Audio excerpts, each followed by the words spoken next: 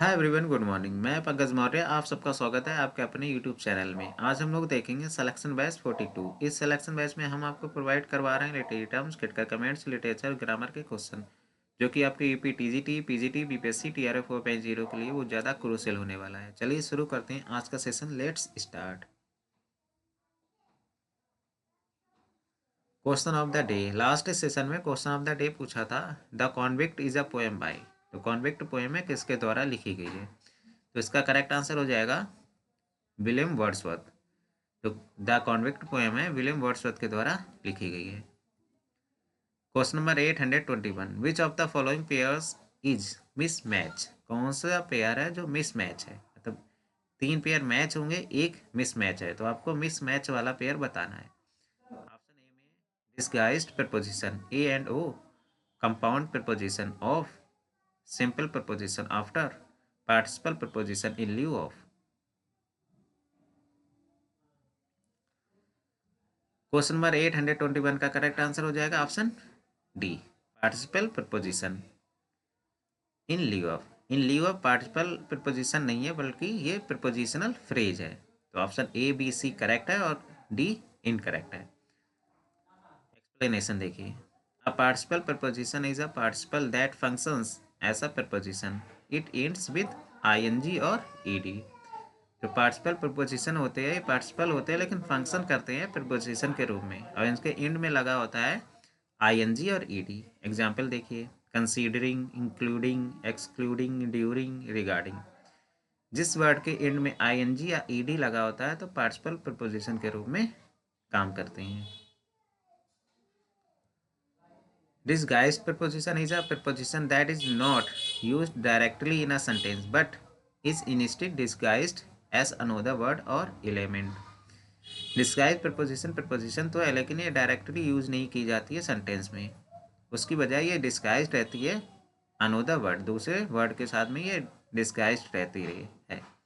For example, A and O often use to disguised preposition. A and O word का letter का use किया जाता है disguise preposition के रूप में। एग्जाम्पल्स ऑफ डिस्गाइज्ड प्रपोजिशन, जैसे आई वेक अप एट 5 o'clock। यहाँ पे ओ डिस्गाइज्ड रूप है, यहाँ पे ओ का मतलब है of the clock. Keep starting a head, यहाँ पे ए का मतलब ऑन है, ऑन द हेड। तो ओ एंड ए ये डिस्गाइज्ड प्रपोजिशन होती है। क्वेश्चन कंपाउंड प्रपोजिशन देखिए, compound preposition is a combination of two or more words that acts as a single preposition. Compound preposition combination होता है दो या दो से अधिक वर्ड्स का और एक्ट करता है सिंगल प्रपोजिशन के रूप में। For example, in front of और ahead of. In lieu of essentially means instead of or in place of, so can replace it with prepositional phrase। जो in lieu of है, ये prepositional phrase है, like substitute for, rather than, in place of or in instead of, depending on the context। Context के according in lieu of का use instead of के रूप में, in place of के रूप में, या rather than या substitute for के रूप में किया जाता है। Question number 822, which of the following pairs is miss match. कौन सा पेयर मिस मैच है? Hamlet 1601, twelfth night 1601, Cymbeline 1608, the Tempest 1611।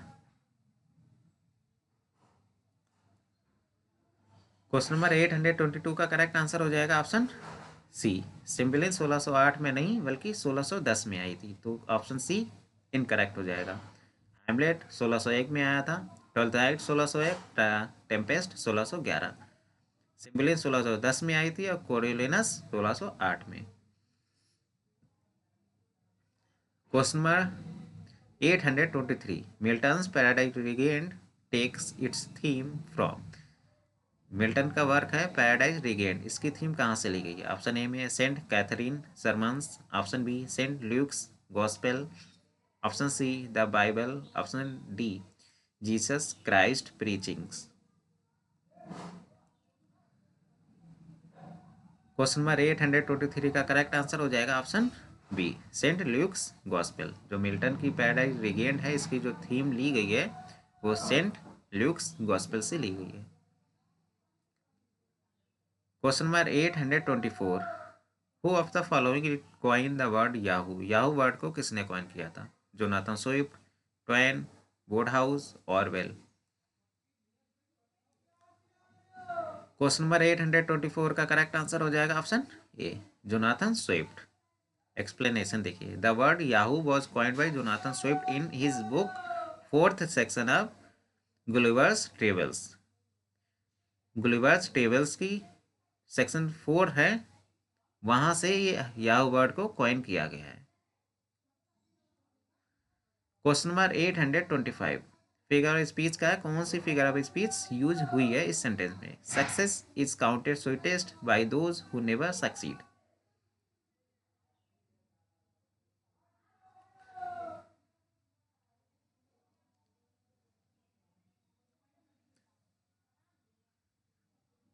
Success मीठी होती है उन लोगों के लिए जो कभी भी सफल नहीं हुए हैं।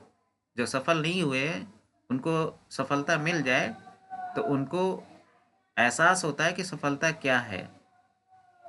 तो इसमें कौन सी फिगर ऑफ स्पीच है? इसमें यूज किया गया है पैराडॉक्स। करेक्ट ऑप्शन हो जाएगा ऑप्शन डी। पैराडॉक्स क्या होता है? Paradox is a figure of speech that appears to contradict itself. अपने आप का ही, अपने खुद का ही विरोध करता है, but may actually reveal a truth when examine more closely. जब हम एग्जामिन करते हैं बहुत ही क्लोजली तरीके से तो ऐसा लगता है कि उसमें एक सच्चाई छिपी हुई होती है। जैसे सक्सेस उन लोगों को बहुत मीठी लगती है जो कभी सफल नहीं हुए। ये सही बात है, जो असफल हुए हैं उनको अगर सफलता मिल जाए तो उनको एहसास होता है कि सफलता क्या चीज़ है।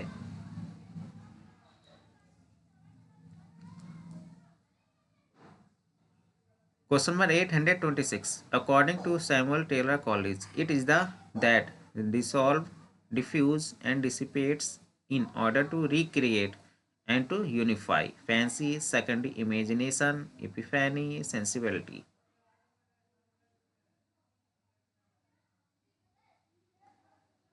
क्वेश्चन नंबर 826 का करेक्ट आंसर हो जाएगा option B, secondary imagination. Samuel Taylor Coleridge ने अपने वर्क बायोग्राफिया लिटेरिया में प्राइमरी इमेजिनेशन और सेकेंडरी इमेजिनेशन के बारे में बताया है। तो इन्होंने डिफाइन किया है सेकेंडरी इमेजिनेशन को dissolve, diffuse, dissipates in order to recreate and to unify के रूप में। Question number 827, the struggle for radical social reform in the 19th century forms the background of. किसका बैकग्राउंड है जो स्ट्रगल दिखाता है रेडिकल सोशल रिफॉर्म के लिए इन द 19th century में? किस वर्क की बात हो रही है? Cranford, a tale of two cities, Felix Holt, pride and prejudice.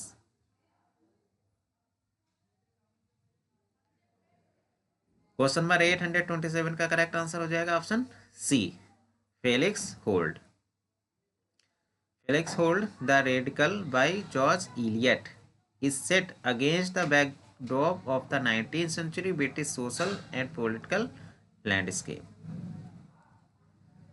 Question number 828, Newspeak is an artificial language designed to diminish the range of thought. In which book can you read about it? किस book में हम ये पढ़ते हैं? 1984 में, brave new world में, the cancer ward या animal form? Question number 828 का करेक्ट आंसर हो जाएगा option A, 1984। The artificial language designed to diminish the range of thought is called Newspeak and it appears in George Orwell novel 1984। 1984 George Orwell का ये novel है, इसी में इसको बताया गया है। Question number 829, very important question है, रट लीजिएगा। स्टॉफी, एंटी स्टॉफी या epode form a 3 part structure in. ये 3 पार्ट्स है, किसके पार्ट है ये? ग्रीक ओड के है, क्लासिक ओड के है, मीडिवल ओड या पेट्रार्कन ओड? क्वेश्चन नंबर 829 का करेक्ट आंसर हो जाएगा ऑप्शन बी, क्लासिक ओड के ये पार्ट्स है। स्टॉफी, एंटी स्टॉफी एंड इपोड। इसको डिटेल में मैंने सिलेक्शन वाइज में बता चुके हैं, जिसने भी लास्ट वीडियो ना देखी हो जाके देखिए, वहाँ पे डिटेल्ड आपको मिल जाएगा। Question number 830, the soul of tragedy according to Aristotle. Aristotle के अकॉर्डिंग सोल ऑफ ट्रेजिडी किससे कहा गया है? करेक्टर को, थॉट को, स्पेक्टेकल या प्लॉट को? क्वेश्चन नंबर 830 का करेक्ट आंसर हो जाएगा ऑप्शन डी, प्लॉट को। Question number 831, the concept of arc writing is developed by. किसके द्वारा आर्क राइटिंग को डेवलप किया गया है? तो आर्क राइटिंग का कॉन्सेप्ट है किसके द्वारा डेवलप किया गया है? तो इसका करेक्ट आंसर हो जाएगा ऑप्शन डी, जेकस डेरिडा के द्वारा डेवलप किया गया है आर्क राइटिंग के कॉन्सेप्ट। क्वेश्चन नंबर 832, 832 का आंसर बताइए क्या होगा? Who among the following has translated बियोफुल।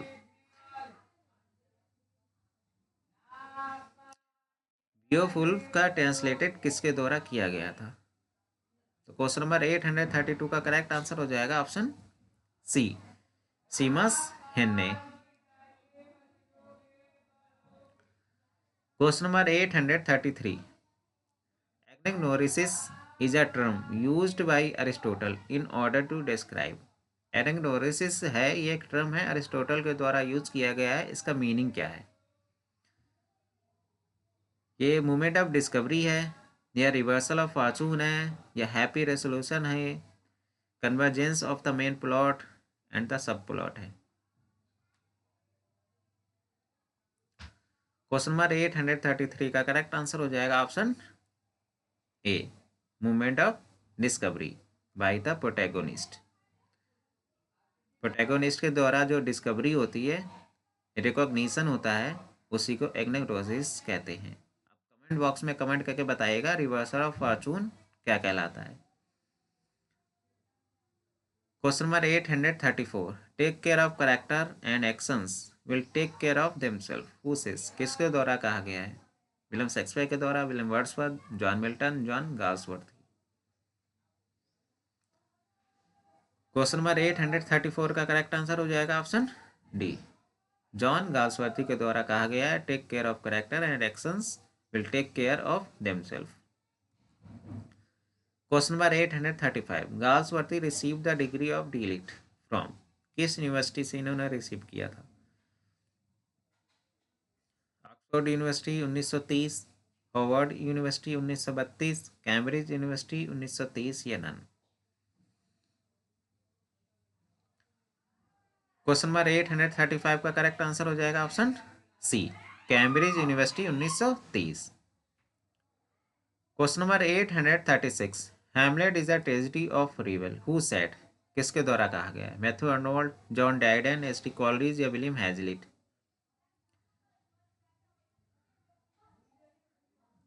Question number 836 का करेक्ट आंसर हो जाएगा ऑप्शन बी, जॉन डायडन ने कहा है Hamlet is a tragedy of रिवेल। Question number 837, Polonius is a sincere father but also a busy body, who said. किसने कहा है? Matthew Arnold ने, जॉन डायडन ने, एस टी कॉलरिज ने, विलियम हैजलिट ने? क्वेश्चन नंबर 837 का करेक्ट आंसर हो जाएगा ऑप्शन डी, विलियम हैजलिट ने कहा है Polonius is a sincere father but also a busy body. Question number 838, which of the following experience play is in two parts. William Shakespeare का कौन सा play है जो दो पार्ट में है? Henry Fourth, Richard Third, Henry Six या none?